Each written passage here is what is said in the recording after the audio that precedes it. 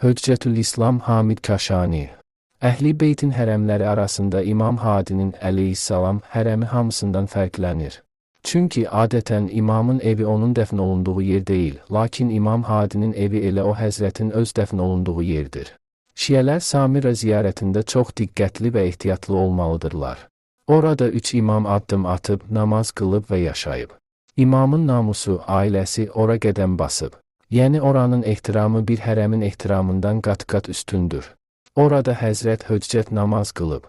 Nə vaxt qılıb, onunla işim yoxdur. Şiələrə belə bir böhtan atırlar, deyirlər ki, şiələr Sərdabəyə gedib orada dayanır və elə bilirlər ki, imam Sərdabədə ilişib qalıb.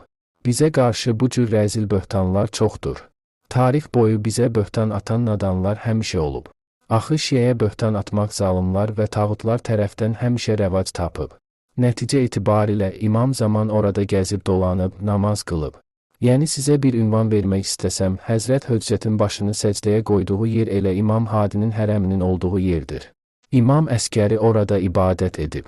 İmam Hadi orada ibadət edib.